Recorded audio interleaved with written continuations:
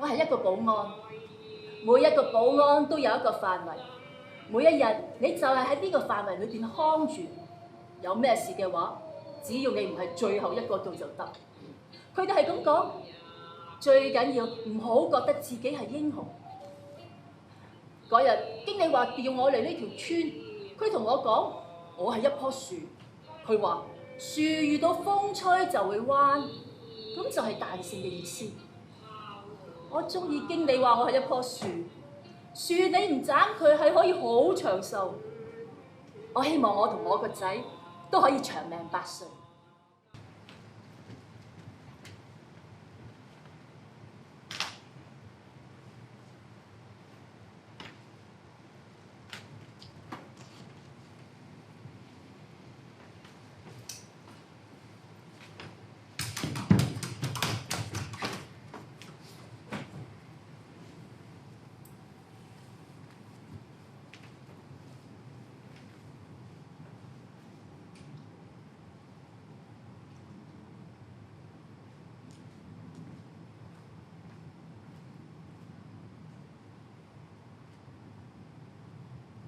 我第一次聽到嗰啲聲係喺座頭，坐喺度差唔多瞌着嘅時候，好突然，好大聲，然後又即刻靜晒。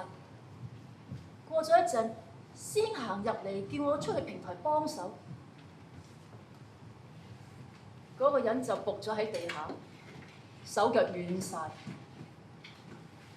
我第一次見到咁多血，師兄叫我睇住，唔好俾人行埋去。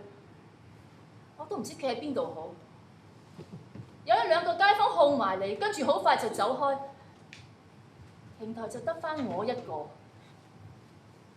我頂唔順想行開，師兄就入我過去攞咗個口罩同埋白花油，佢話企多陣就唔會驚，佢唔會突然間喺你後邊喐。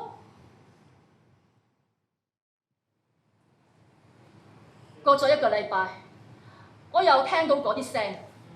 師兄嗌機過嚟話又有空中飛人，我就自己攞咗個口罩同白花油出去平台。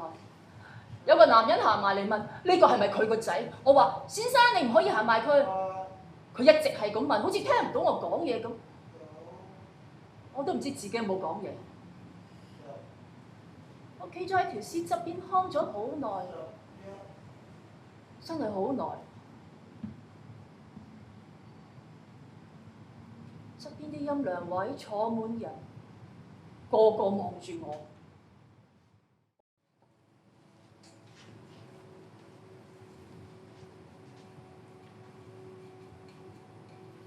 佢哋就係咁樣過日子，喺度揾緊辦法做人，喺西斜太陽底下嘅陰影裏邊，好似係冇人留意，冇人理。可能只係我嘅幻覺，或者情況唔會一直係咁，但係我見到，應該係。然後諗，下一個會唔會輪到我？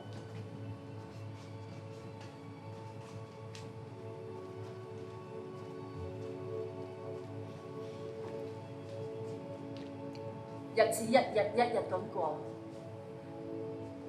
之後每一日我都跟住喺大簿度寫巡樓正常。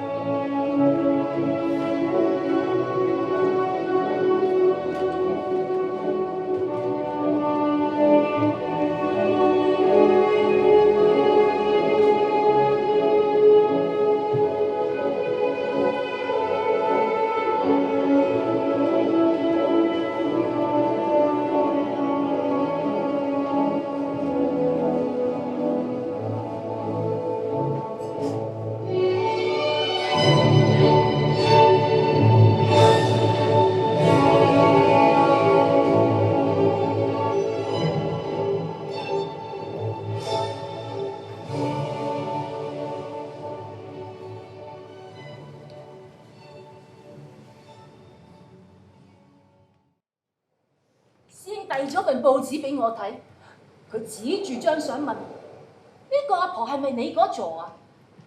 佢搞到條橋冇得起啦，要停啦。師兄話：我冇咗間公司，我冇咗層樓，我都想告銀行。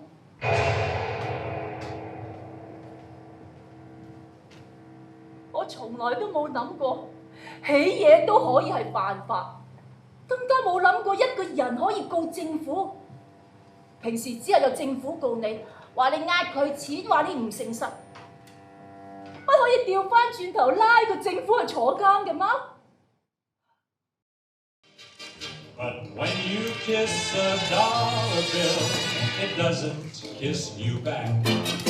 日頭晚數，到依家輕鬆下，食過晚飯，要休息翻一陣。Years go by as quickly as a wink. Enjoy yourself, enjoy yourself. It's late. 日頭晚做，到依家輕鬆下，食過晚飯，要休息翻一陣。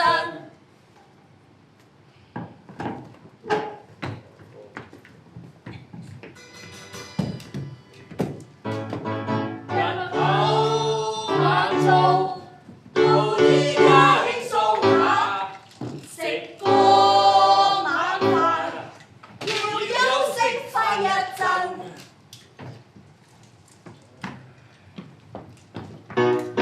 日頭晚做，到依家輕鬆下，食過晚飯，要休息翻一陣。日頭晚做，到依家輕鬆下，食過晚飯，要休息翻一陣。日頭晚做，到依家輕鬆下，食過晚飯，要休息翻一陣。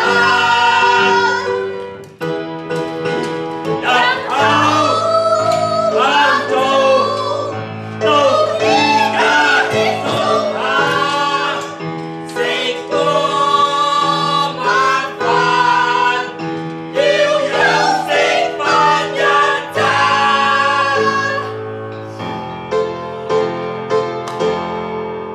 日頭晚做，到依家輕鬆下，食過晚飯，要休息翻一陣。